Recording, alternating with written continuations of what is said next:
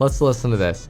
Mamdani on Trump, warning he's going to have problems with DC and Trump is going through stages of grief. Let's listen to what he says. You know, he's obviously doing very well in New York right now. You just saw Eric Adams drop out. And I'm curious to see how he's evolved his messaging. Let's listen in. Nominee for New York Mayor, Zoran Mamdani. And I so much appreciate your time, Assemblyman. And President Trump has just spoken out. That's a CNN coffee mug. Hey, he's drinking coffee. On Eric Adams getting out of the New York mayor race. And he told Reuters, called him on the phone and said, I think that gives Andrew Cuomo a much better chance. I do welcome it. How wide is your lead, as you see it, over Cuomo now that Adams is out? I think the race is fundamentally the same as it was, in that New Yorkers are not as concerned as to who is on the ballot, but rather what's on the ballot. Well, and I don't honestly agree with that. I kind of think people don't really want Cuomo, and that gives a lot of advantages to Mamdani. Like, it's kind of almost like anybody but the legacy politicians. That's partly why I think Zoran's doing so well. It's like anybody but the legacy suits. Honestly, you kind of can't blame that. And they're tired of this record that they've seen over the last 4 years where Eric Adams has raised their rent, where he has slowed down their already extremely slow buses, where he has overlooked the very neighborhoods he promised to protect. And they know that Eric Adams' record is Andrew Cuomo's agenda. And they want to turn the page on that. And that's what our campaign actually presents. So Eric Adams... That's a hilarious line. Eric or Andrew Cuomo... Andrew Cuomo's record is Eric Adams' basically policies of the last 4 years. So in other words, everything you've had with the last 4 years with Adams, Cuomo would just bring you more of, is what he's trying to argue. We know met privately with Trump's Middle East envoy, Steve Witkoff, earlier this month, is our understanding. And that one of the topics was possible opportunities in the Trump administration, one of which possibly could be ambassador to Saudi Arabia. Why do you think Adams dropped out now? We are essentially 1 month. First of all, you're going to run independent. Good luck getting funding. You lose party support. You can't get funding. And as soon as you don't have funding, you can't go hold events anymore. And you drop out. That's how it works. From Election Day. I have to be honest with you, I think it's a fool's errand to try and understand what Eric Adams does and why he does it. What I think is clear, though, is whether we're speaking about Adams or we're speaking about Cuomo, we're speaking about supposed leaders who are willing to put their own personal ambition before the needs of the people they're supposed to serve. New Yorkers are right now under attack from an authoritarian administration in Washington. Donald Trump has ushered through legislation that will throw them off their health care, take SNAP benefits away from them, all in service of the largest wealth transfer this country has seen. And instead of fighting back against that vision, instead of fighting... A lot of that sort of wealth transfer, which I think can be egged on by Trump's policies to some extent, but a lot of it is just sort of the nature of capitalism. Unfortunately, there's so many great things that come with capitalism, but capitalism does increase the wealth gap over time. For New Yorkers, these politicians are looking to get on the phone with Donald Trump to see what it is that they could broker together. Do you think that there is some sort of a deal between Trump and Adams? I can't speak to that. All I can tell you, though, is that Donald Trump is clearing the way for Andrew Cuomo because Donald Trump knows that Andrew Cuomo will clear the way for Trump's agenda. And New Yorkers are tired of that agenda. They want someone who's actually beholden to the people of this city, not to the White House. So Trump's trying to say there's money behind this. He's threatened you in social media. He said, and I'm going to just read it because he just posted it today. He's going to have problems, talking about you, with Washington like no mayor in the history of our once great city. Remember, he needs the money from me as president in order to fulfill all of his fake communist promises. He won't be getting any of it, so what's the point of voting for him? So the number this year from the federal government was $7.4 billion to New York City. Are you okay if New York City loses that? No, we will fight for every single dollar that the city currently receives from the federal government. And I look... mind you, the money is also appropriated by Congress. So it's not really in Trump's power to just say, we're going to withhold power from your city or withhold appropriations from your city, especially since big cities and states like, frankly, California and cities like New York, they're donor areas. They provide more to the federal government than the federal government provides to them. So that's going to be a hard case to make in court for Trump. So I don't think that's likely. I think that's more Trump trying to lash out to encourage people not to vote for Zoran, but it's using faulty logic. For examples across this country that showcase the best way to respond to Donald Trump's strengths is not collaboration, is his threats rather, it's responding with strength. And what we see in California is an attorney general of the state has estimated that for every dollar they spent on lawsuits against the federal government's threats to withhold funding, they won more than $30,000 in what would otherwise have been lost. And so we will take that same approach. You visited a synagogue last week over the Jewish New Year, over Rosh Hashanah, to bridge a divide with the Jewish. Keep in mind, like I see some of your comments here, this has already been tried by Trump. Trump has regularly tried to withhold funding, federal funds from cities, and he's multiple times been blocked by judges. Community that you have had, and in that synagogue, as the New York Times notes, they were among the very first to call for a ceasefire right after the October 7th attacks. The rabbi in the service actually called Israel's war in Gaza genocide, which is something, of course, you have done as well. Many voters, though, who care deeply about this issue, who are Jewish, vehemently disagree. They see all this as deeply anti-Semitic. They see you that way. And Congressman Jerry Nadler, who supports you and is Jewish, says bluntly, obviously he ought to be trying to assure the Jewish community. The community is very divided, basically on 8 lines. Do you feel the need at this point to reassure the Jewish community in any more or different way than you have? I feel the need to earn the support of each and every New Yorker, and that includes Jewish New Yorkers who may have concerns about our campaign or our agenda, and to reassure them as to the focus of this campaign is to deliver for every New Yorker. And what I find, especially now in the high holy days, this is a time when Jewish New Yorkers, especially with Yom Kippur, will reflect, will atone, will do the hard work of looking inward. And I think that our politics, our city, could do very well, frankly, to emulate those lessons and actually to be able to reflect upon what has worked and not worked in this city. And I was really privileged to be at that Rosh Hashanah service. I had an older Jewish woman come up to me and give me a sticker that said, "Reject the smear campaign, join the schmear campaign." It was a sticker of a bagel and why she was supporting our campaign. And I'm looking forward to attending a number of services for Yom Kippur with Congressman Nadler as we continue to bring this message to each and every Jewish New Yorker across the 5 boroughs. So Israeli Prime Minister Benjamin Netanyahu is visiting the White House as we are talking today. He addressed the UN General Assembly here just a few days ago in New York. Now, the International Criminal Court has a warrant out for his address. They say that they accuse him of crimes against humanity. You have called, as I mentioned, Netanyahu's actions in Gaza genocide. It's going to become... By the way, I have to say, so far, this guy has really toned down the sort of like commie impression he gave off when he first, ran and gained popularity with we're going to, socialize grocery stores or whatever. He really comes across, I know he's a politician, but he comes across as like down to earth and relatable people. I see why people like him. Not just a rhetorical, but a question rooted in reality. If you are mayor, as mayor of New York, you will oversee the next UN General Assembly, right? If you're mayor, will you abide by the International Criminal Court? Will you have Prime Minister Netanyahu arrested if he's here? Look, I've said time and time again that this is a city that believes in international law. This is a city whose values are ones that deserve to actually be reflected in our commitments. Is he going to answer the question? And I think that our city should uphold the warrants the International Criminal Court issues, whether it be for Benjamin Netanyahu or Vladimir Putin. Bibi is not invited to New York then. And also, I am not Donald Trump. I will follow the laws as they are, as opposed to bend them to my own will. Oh, that's a really good line. Damn. Yeah, you got to give him credit. That was pretty good.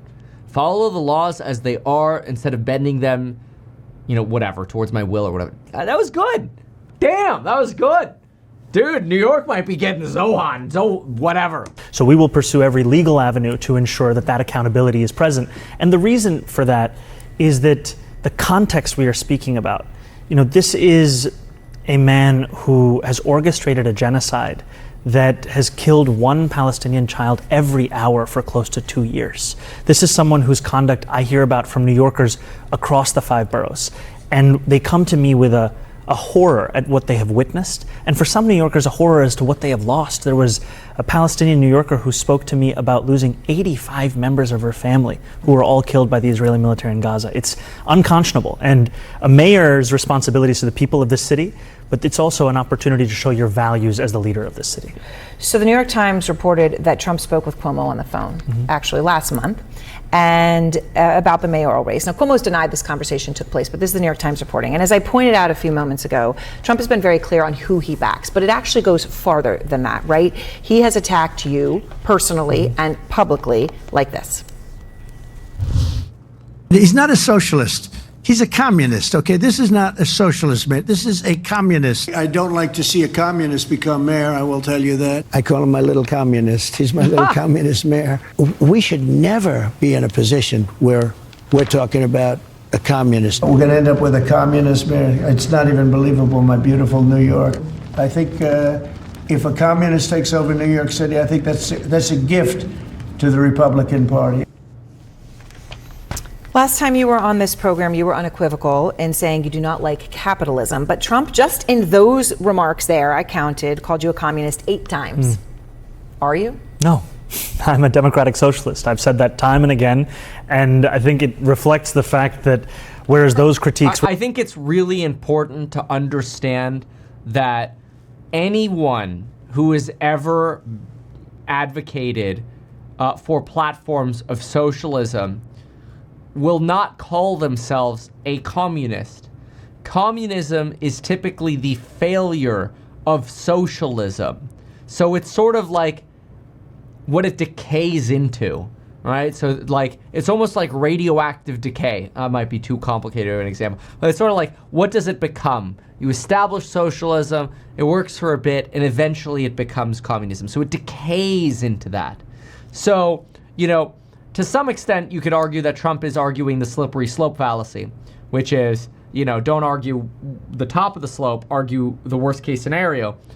But that is typically the direction things go. So that's where this sort of breaks down.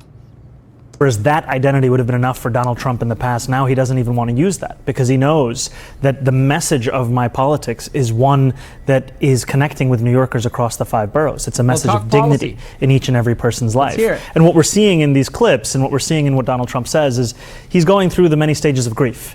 First, it's denial that this could ever take place. Now it's acceptance. And still through it all, he is looking to use every tool at his disposal to help Andrew Cuomo become the next mayor of the city. So the word democratic socialist, and I put it in the context of the conversation you and I had when you said you had real issues with capitalism.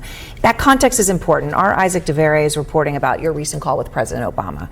And he reports, Obama reminded the Democratic nominee for New York mayor how many would be watching to see if a democratic socialist could pull off running the nation's largest city, and how many critics would be waiting to pounce if it went wrong. What do you think about that? And do you expect that he will endorse you and will stand with you before Election Day? I can't make any predictions as to endorsements. I can say, however, that I've been proud to receive the endorsements I've received thus far from Governor Hochul, from Assembly Speaker Carl Hastie, Majority Leader Andrea Stewart-Cousins of the State Senate, who will be key in enacting our agenda and working together in Albany.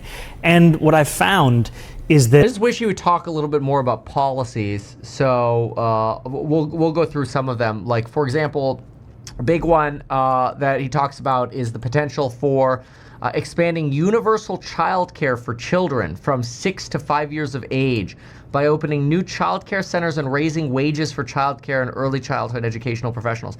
Child care is extremely expensive, and it's really stressful for parents, I hate to say it, but to be around their kids like 24/7. They need a break, and so sending kids to school is a fantastic break. But a lot of people just can't afford that. So one person in a household often stays home, so I get this. He goes on to say the lack of universal childcare has cost our city's economy more than $20 billion the last few years alone.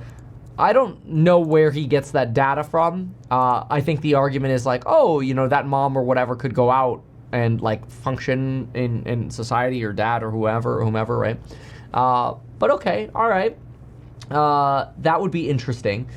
So let me see if I could find it.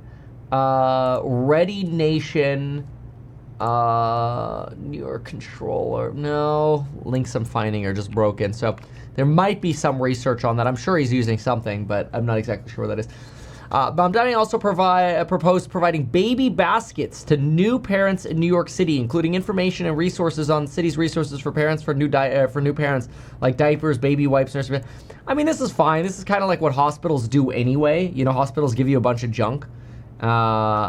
Housing proposal, freezing rents freezing rents is not the way to get rents down. You need to build more. Now, he does say he wants to build 200,000 new units of affordable housing.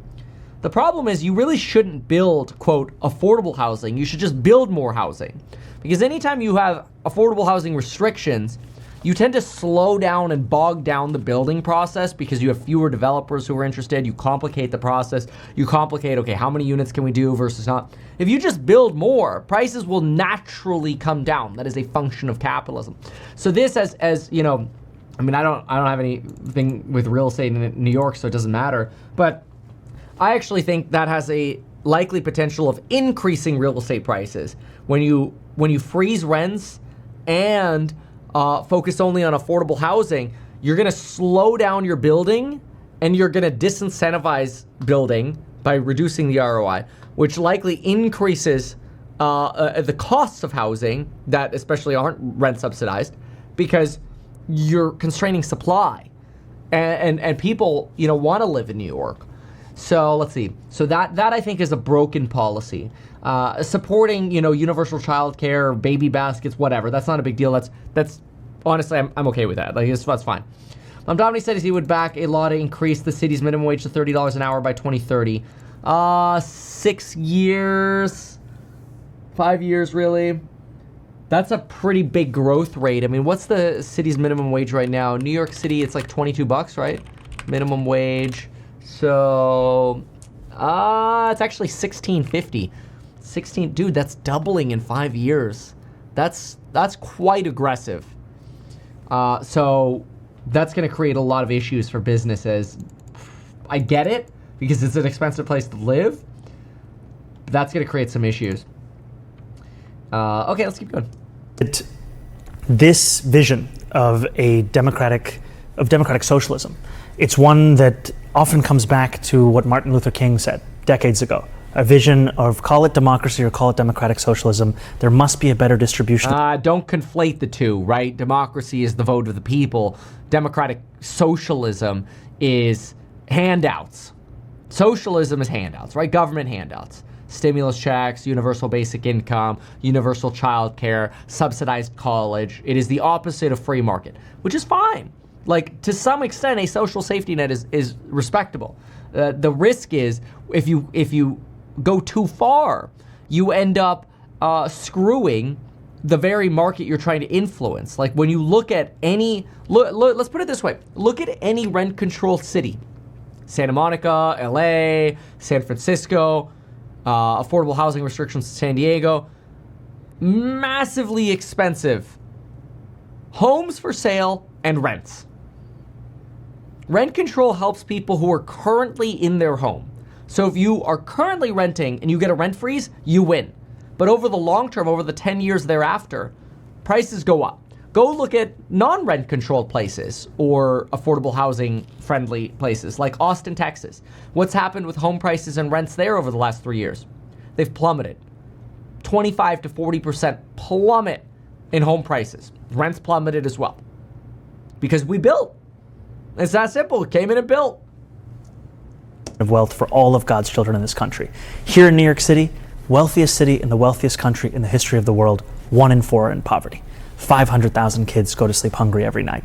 It's untenable to live with this kind of a divide. We have to actually have a politics that puts working people first. And I think to this question of being under the microscope, to be the mayor of New York City is a responsibility that you must fulfill. It's also an opportunity to actually serve New Yorkers who are being pushed out of this city and to show an example of what life could be like. Do you feel when just remember that restrictive housing policies for builders increase costs. That's probably the biggest. If he could adjust that, his platform, would be a lot more palpable. Ironically, I think if Mamdani wins, you should go buy real estate in New York because it's just going to go up in value. you have a conversation with Barack Obama or other leaders of the Democratic Party, Chuck Schumer, him talking to Obama, by the way, huge win for him, like huge street cred from a Democrat, that's great. Also, I want to touch on this 1 in 4 in poverty. It's 18% of New Yorkers live in poverty. That's a lot. That is a lot. But it's not 25%. It has been estimated that 500,000 children are food insecure. Now, this is as evidenced by Feeding America, which is actually funny. Feeding America, dude, let's go. Feeding America was a charity that I did a lot of money raising for during the pandemic. You know, we had them as a sponsor on the channel on almost every video. And it's not, I shouldn't say sponsor, like I never got paid by Feeding America. I never even got asked by Feeding America to pitch them. I just wanted to encourage charity during the pandemic, during a rough time.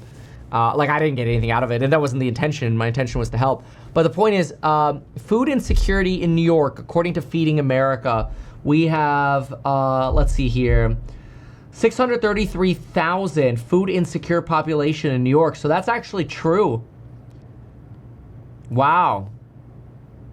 Because they're ineligible for federal nutrition programs because the income is too high, but still too low to be able to provide enough food. Food insecurity occurs when a household cannot access enough food due to a lack of money and other essential resources. This disproportionately affects families with children, families of color, households with low incomes, immigrant communities, LGBTQ plus individuals, people with disabilities, and formerly incarcerated, as well as single-parent households. Damn. Food insecurity.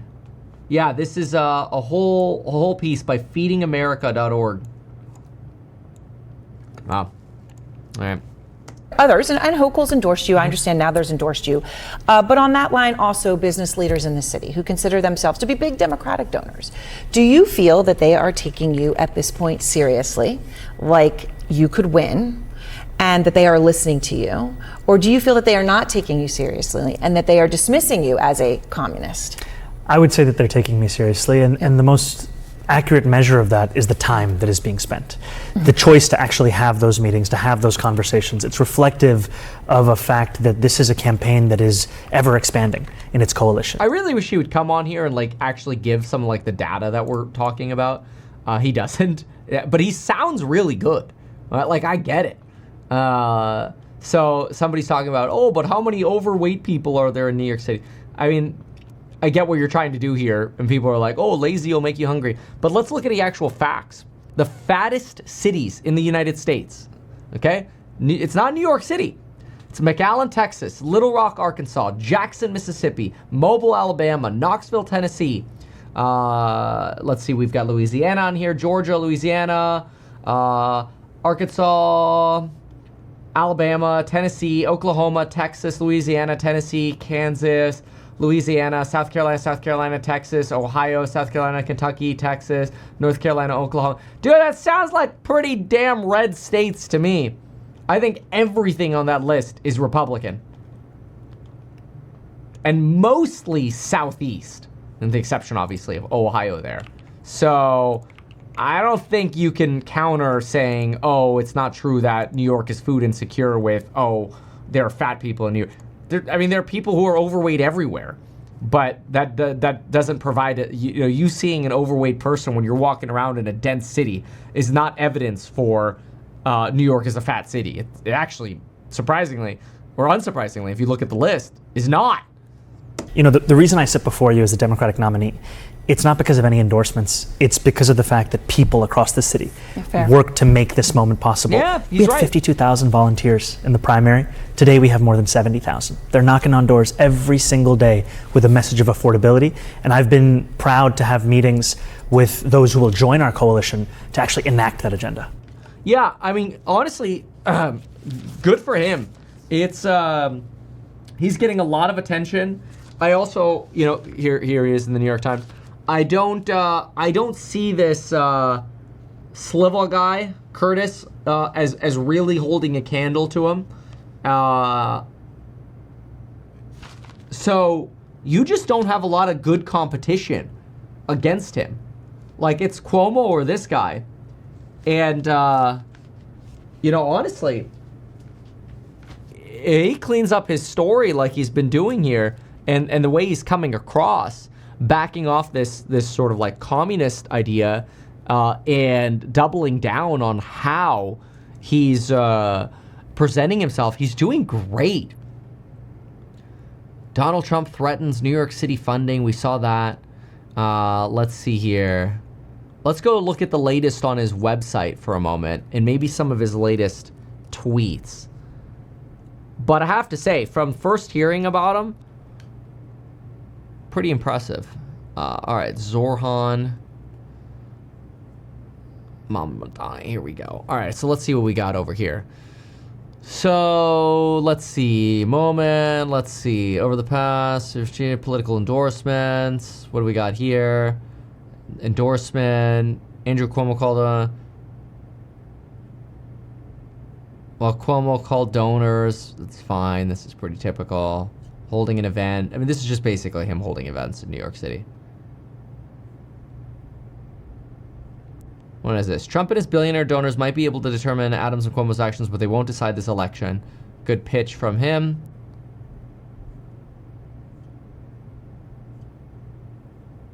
Pods. Okay, cool. Let's look at this for a moment. Election day, November 4th. Oh, you're only about 5 weeks away from this. Platform.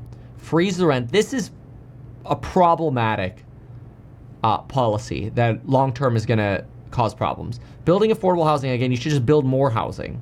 Designated affordable housing is bad because usually you get lower quality, lower development, and longer building processes.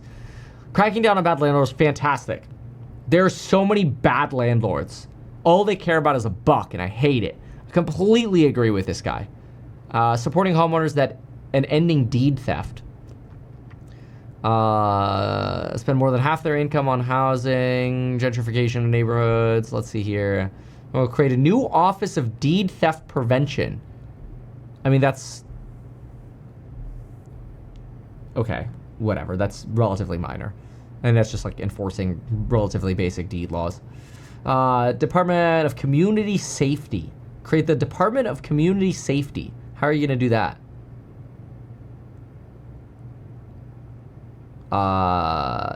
Dedicated outreach workers in subways, medical services, in vacant commercial units. That's great. Big fan of that. That's what I ran for governor on in California, is like use the vacant commercial buildings. Make use of them. You know, help the homeless people.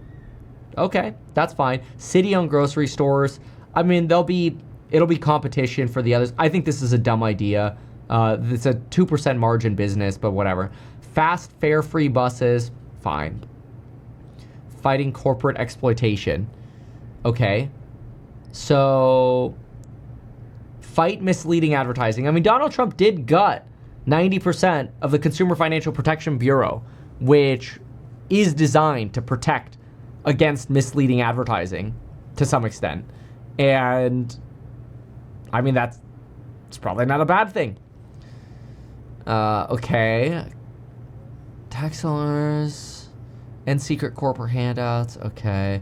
No cost childcare. This is expensive. I understand it. Again, this I don't think is that big of a deal. It's very helpful to families. Taxing corporations. I don't like more taxes. He'll tax the wealthiest 1% of New Yorkers, those earning above $1 million, an annual flat tax of 2%. All right. I mean, it's kind of like an Obamacare tax, right? Obama added the net investment tax of, 3% on really high incomes. It really, at the high incomes, it turns out to be a rounding error. Like, are people really going to leave because of an extra 2% tax? No. Do I think there's a deadweight loss with taxation? Yes. So, massive decarbonization. Let's see. Green. Okay, he doesn't really have... Building out renewable energy on abundant public lands. Okay, that's fine. Honestly, you could buy solar for pretty cheap right now because Trump's shitting on it so much. Green schools, whatever. So you throw on, solar panels. Whatever, big deal. LGBTQ, I don't even know what all those letters are. Yeah, I mean, let people have, if you want to be gay, that's fine. Or if you are, I don't know, I think there's a difference, right? Because it's not a choice. I don't really care. That's fine with me. That's fine. I think you should protect people's choice in that. I just don't want women playing or men playing in women's sports. That's all I care about. Beyond that, you want a different partner, you want to define yourself as a letter, I don't care. It doesn't hurt me as long as you're a nice member of society. I'm in full support of your choice and your freedom. As Trump attacks public health, particularly reproductive health, will make sure to outreach workers. What else do we have here? He'll protect future health emergencies against shortage of PPE. Yeah, this is so minor. Raising the minimum wage. This is like doubling the minimum wage. This is to buy votes, man, because he ain't going to be around then. Well, he might be. I mean, if you re-win. 30 by 30, that's a good pitch. That's a great pitch. You're going to automate away a lot of jobs if you do it, but all right. I mean, you really needed like higher wages in New York to live there anyway. Regulating delivery apps. What's wrong with delivery apps? Companies have misclassified workers as independent contractors. Oh, come on, dude. They are independent contractors. They choose their hours. They get the freedom to show up to work or not when they want. They choose their schedule. Small businesses. Faster and easier to run a business in California. Really? Or in New York? You're going to make it faster and easier and cheaper to start a small business by having a $30 minimum wage? That doesn't align. He will cut small business fines in half. Oh, okay, we'll just fine you half as much. Oh, come on, that's stupid. You can't say you're pro small business and then jack up, minimum wage to $30. As mayoral, end the practice of using library funding as a bargaining chip. All right, whatever. I mean, I kind of feel like give people iPads, not books, or that's so much more. Like I don't know. I think library funding is kind of a very antiquated legacy source or spending for government. I look at California's budget and I'm like, oh my gosh, we spend so much money on libraries. How much value is this actually providing to society compared to, getting people iPads? Like, you could probably, the people who need that access, you could probably buy them all iPads and save money by not having all these libraries. I don't know, maybe that's an unpopular opinion. I mean, everybody has this like desire to go to the library, but how many of you have actually been to the library in the last year? Sanctuary city for reproductive. Okay, whatever. These are just sort of more classical. Yeah, I mean, I think his housing policies suck, but other than that, he's probably honestly got a really good shot here. Sauron polling. Let's see what the polls are right now. So polling, latest polls from the Times. So, oh, dude, he's creaming. Holy smokes, dude. Oh, he's going to win. Dude, he is smoking everyone. Holy smokes. Yep, that makes sense. And now Adam's gone? And Sliva, he's just going to end up diluting the vote. But, dude, there's not a single poll that shows... Oh, well, here we go. Manhattan Institute thinks Cuomo has a chance. There's one poll out of like 30 of these. I mean, polls could be wrong, but, dude, that's a margin. That's not even close. Those are general election polls. Democratic primary polls. Simulated ranked choice voting. Interesting. These have Cuomo for the primary. But this is, yeah, I mean, this is what matters. That's wild. That's pretty impressive. Got to give him credit. Knows about this. We'll try a little advertising and see how it goes. Congratulations, man. You have done so much. People love you. People look up to you. Kevin Paffrath there, financial analyst and YouTuber. Meet Kevin. Always great to get your take.